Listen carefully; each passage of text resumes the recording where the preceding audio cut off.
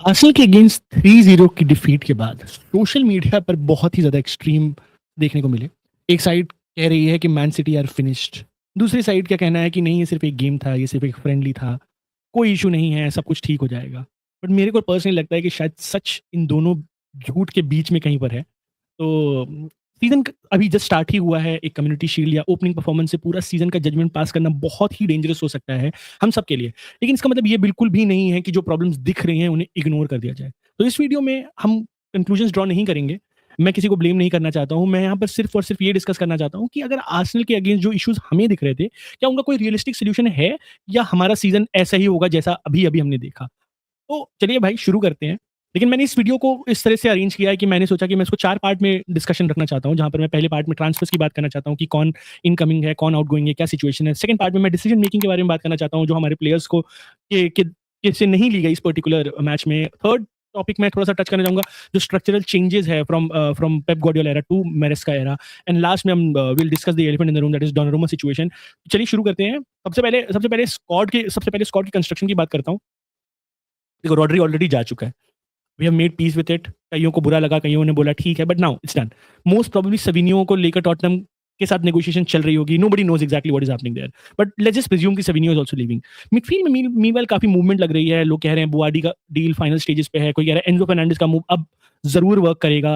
Anderson already squad में है, तो इसलिए अगर आप सब कुछ देखो और प्लान सोचो, तो अकॉर्डिंग टू दैट मेरे को लगता है मिडफील्ड इवेंचुअली सॉर्ट आउट हो जाएगी बिफोर द विंडो क्लोजेस। लेकिन मेरे लिए एक पोजीशन अभी भी बहुत ही बड़ा क्लियर कंसर्न है, वो है राइट विंग पोजीशन। सिटी को एक natural left footed right winger चाहिए मेरे ओपिनियन में। वो मैं इसलिए कह रहा हूँ क्योंकि जो प्रॉब्लम्स हमने देखी आर्सेनल वाले मैच में, ये प्रॉब्लम्स हमको प्री सीजन फ्रेंडली में नहीं दिख रही थी। That was down to the fact कि वहां पर राइट साइडेड विंग पे हमने हमेशा देखा या तो मकीडो खेल रहा था या सवीनियो खेल रहा था, and they were actually doing really well. तो जिस जिस तरह से हमने अपने आप को इस सिचुएशन में पाया है, मुझे पर्सनली ऐसा लगता है कि हम दो मिस्टेक्स कर रहे हैं। एक हम सिमेनियो को अंडर यूटिलाइज कर रहे हैं on the right. I think he should be playing on the left, and I think we need to get a left-sided winger somehow, left-footed right-sided winger. ऐसा प्लेयर जो immediately मकीडो से पहले पैकिंग ऑर्डर में हो, क्योंकि अब पूरा भार मकीडो पे डालना इज नॉट फेयर, बट ऐसा बंदा जो मकीडो के साथ compete कर सके और शायद उससे थोड़ा बेटर हो, थोड़ा और एक्सपीरियंस हो, जो कि डायरेक्टली स्क्वाड में आ सके। अगर सविनियो का भी एग्जिट होता है तो राइट साइड आपकी प्रायोरिटी होनी ही चाहिए। I don't care what board wants, I don't care what Maresca wants, it is so visible that the way you want to attack, if there is no right players for you, you will always struggle. बाकी positions की बात करें तो stones जा चुका है, Bernardo जा चुका है। इनके जैसे इंपॉर्टेंट प्लेयर्स का डिपार्चर होने के बाद अब स्क्वाड थोड़ा-सा थिन लग रहा है, थोड़ा-सा न्यू लग रहा है। लेकिन ये ट्रांसफर मार्केट है, अगर इसमें कोई भी प्रायोरिटी आप आइडेंटिफाई करना चाहो तो मेरे हिसाब से सबसे ज़्यादा प्रायोरिटी राइट विंगर को देनी चाहिए। दूसरे एस्पेक्ट में अगर बात करें जो है डिसीजन मेकिंग को लेकर के, तो थोड़ी-सी रोल क्लैरिटी की मेरे को कमी लग रही थी इस पर्टिकुलर मैच में। मैंने ये बात स्ट्रीम में भी बोली थी कि देख के ऐसा लग रहा था कि ये 11 प्लेयर्स एक-दूसरे को जानते ही नहीं है। जबकि जबकि अगर आप थोड़ा-सा यूटिलाइज़ करो सिचुएशन को और देखो तो आपको पता चलेगा यार सिर्फ एंडरसन ही तो नया है, बाकी तो सारे प्लेयर्स वही हैं। तो ऐसा कैसे हो सकता है कि इनके बीच में इतनी कम केमिस्ट्री दिखी हो? बट अब सच्चाई ये है कि मुझे समझ नहीं आ रहा था कि हम करना क्या चाह रहे थे। एक चीज़ बहुत क्लियर हो गई थी, मैंने पहले भी सजेस्ट किया था ये बात कि भाई ना तो कोवाचिच 6 खेल सकता है और ना ही एंडरसन 6 खेल सकता है। इसलिए Nico Gonzalez should be our permanent number 6। उस डिबेट को सेटल करो भाई। आप उसको सीधे-सीधे खिलाओ, उसको ये ओनस दो, उसको ये ज़रूरत बताओ कि भाई now going into the season you are a number 6, you gonna play the main role, और उसको उस तरह का कॉन्फिडेंस दो, क्योंकि हमने साफ-साफ हमने उस रोल में मैन सिटी को स्ट्रक्चर, डिसिप्लिन और पोजिशनल स्टेबिलिटी मिल सकती है। इसका डायरेक्ट इंप्लीकेशन ये है कि कोवाचिच को होल्डिंग मिडफील्डर नहीं खेलना पड़ेगा। उसे उसे उसे हम और अच्छे से यूज़ कर सकते हैं। मैंने कोवाचिच को नंबर 8 पोजीशन में रोटेशन के ऑप्शन के रूप में देखना पसंद करूँगा रादर देन प्लेइंग एज़ 6, क्योंकि वो 6 नहीं है।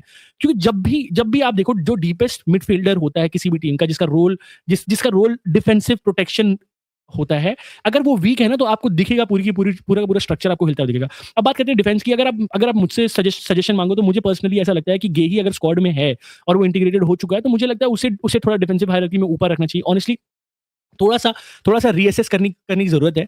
डियाज़ का लेवल पिछले कुछ सीज़न में थोड़ा-सा डिक्लाइन तो हुआ है भाई, चाहे आप डिनाई करो या ना करो। Maybe it's the fitness issue, maybe it's the age, maybe I don't know, maybe he is feeling lonely whatever, but कुछ चीज़ें ऐसी हैं जो बहुत ग्लेयरिंग है कि डियाज़ अपने अपने हेड डुएल्स नहीं जीत पा रहा है, थोड़ा-सा पेस भी ड्रॉप हुई, तो why put him under so much pressure? Particular position को देखें तो एरियल डुएल्स मेरे हिसाब से सबसे बड़ा इश्यूज़ है डियाज़ के साथ। और अगर मैरेस्का जेन्युइनली बैक 3 स्ट्रक्चर प्रेफर करना चाहता है, तो एक इंटरेस्टिंग ऑप्शन नूनेज़ भी हो सकता है। उसका recovery pace actually really good है, एथलेटिक है, वो ऑलरेडी मिडफील्डर है, तो उसको स्पेस डिफेंड करना आता है और स्पेस में ऑपरेट भी करने आता है। और वो मैंने पहले भी देखा है, जब वो लेस्टर में रिकार्डो पेरेरा को जिस तरह यूटिलाइज करते थे, जिस तरह वो जब चेल्सी में था, जिस तरह वो आप कह लो रीस जेम्स को यूटिलाइज़ करते थे, मैं चाहता हूँ कि वो उसको उसी तरह यूज़ करे। क्योंकि उस नूनेस के पास वो एबिलिटी है, अनफॉर्चुनेटली कुशनोव के पास नहीं है। तो मुझे कभी-कभी मुझे समझ में ये आ रहा था कि कुछ तो रोल की क्लैरिटी भी की कमी है हमारे बीच में, कि इसको कौन से रोल में फिट करना है, कौन सा प्लेयर कहाँ सेट होगा, इसकी अभी हमें क्लैरिटी नहीं है। आई होप जो भी ये करंट सिस्टम है जिसमें जिसमें मैरेस्का इन प्लेयर्स को इंटीग्रेट करना चाहता है, उन्हें ज़्यादा से ज़्यादा इन्फॉर्मेशन मिले और ज़्यादा से ज़्यादा जल्दी वो सेटल हो जाए इन रोल में, क्योंकि बहुत ज़रूरी है। Which leads me to the third part of the video where I just want to address the structural problems जो मुझे बहुत बड़ी दिक्कत लग रही थी। अब आते हैं ये थोड़ा-सा टेक्निकल हो सकता है, अगर अगर आप देखो मेरे हिसाब से सबसे इम्पोर्टेंट चीज़ है किसी भी टीम की जो बहुत ज़्यादा ट्रांज़िशन में खेलती है, उसका नाम है रेस्ट डिफेंस। अब ये रेस्ट डिफेंस होता क्या है? सिंपल लैंग्वेज में बोलूँ तो जब आप अटैक कर रहे होते हो, तब कुछ प्लेयर्स डिफेंसिव प्रोटेक्शन प्रोवाइड करते हैं। उनकी पोज़ीशन इंश्योर करती है कि अगर बॉल लूज़ हो जाए, तो ऑपोज़िशन डायरेक्टली आपके गोल की तरफ ट्रांज़िशन ना कर सके। इसे कहते हैं रेस्ट डिफेंस। लेकिन अगर आप देखो अटैक करते वक़्त डिफेंसिव इंश्योरेंस कितना इम्पोर्टेंट है। एक स्ट्रॉन्ग रेस्ट डिफेंस का ये मतलब होता है कि आप ट्रांजिशन बेटर कंट्रोल कर सकते हो, आप काउंटर अटैक बेटर तरीके से प्रोटेक्ट कर सकते हो, आपके अंदर एक बेटर डिफेंसिव स्टेबिलिटी होती है।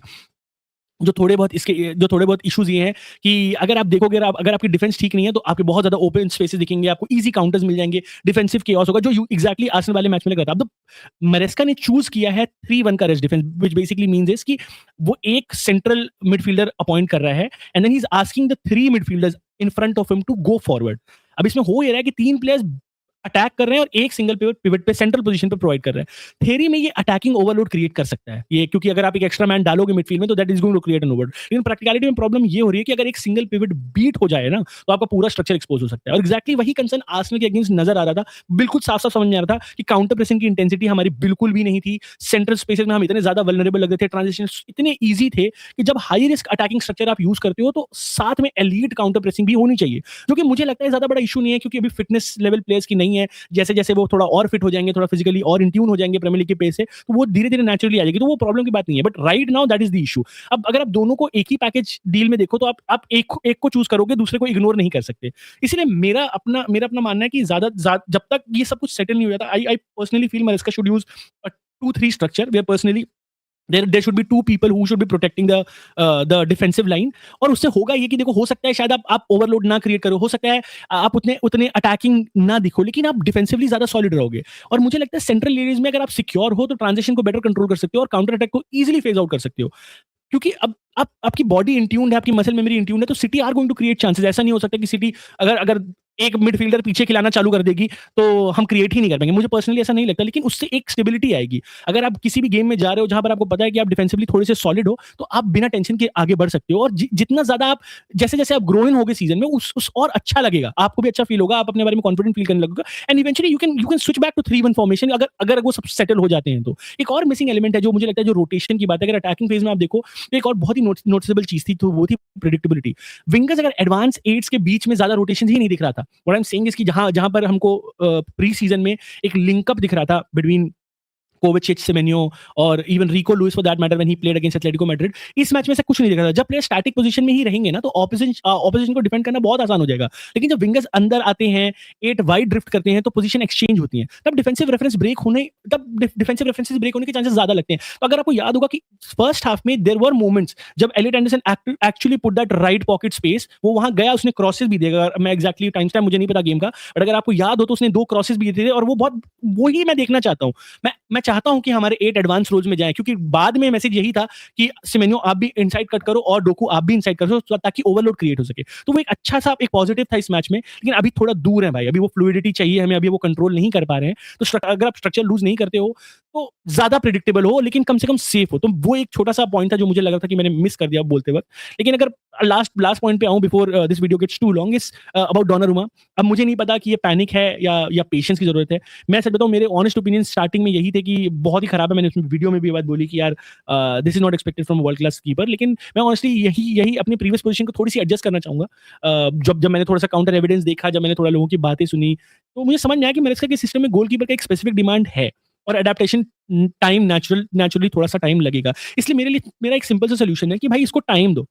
इसको प्रॉपर टाइम दो और टाइम का मतलब 4-5 गेम नहीं, एटलीस्ट 6 मंथ। इस पीरियड में रूली के साथ आप अच्छे से कंपटीशन मेंटेन रखो, उसको ये इन्फॉर्मेशन फीड करते रहो कि भाई you should be ready, you should be ready, any day you can be called upon two, और इन 6 महीने के बाद आप इवैल्यूएट करो डोनारुमा की सिचुएशन और सिर्फ 2 क्वेश्चन पूछो अपने आप को, क्या इसने इंप्रूवमेंट की है from the day of community shield और क्या ये वो सेम मिस्टेक्स रिपीट कर रहा है? अगर दोनों का आंसर मतलब अगर पहले का आंसर नो और दूसरे का आंसर येस है, तो उन सिचुएशन में भाई मैं कहूँगा इमोशंस गया भाड़ में, आप बस्ता उठाओ और निकालो, क्योंकि और कोई सॉल्यूशन नहीं है इस चीज़ का। तो ओवरऑल मुझे सिर्फ इतना ही लगता है before I and this video कि मैनचेस्टर सिटी के इश्यूज़ अनसॉल्वेबल तो नहीं लग रहे हैं मुझे। मुझे नहीं लगता कि ये स्क्वाड ब्रोकन है, मुझे नहीं लगता ये सीज़न खत्म हो गया है, लेकिन मुझे ये भी नहीं लगता कि आर्सेनल का गेम कोई सिंपल वन बैड डे था।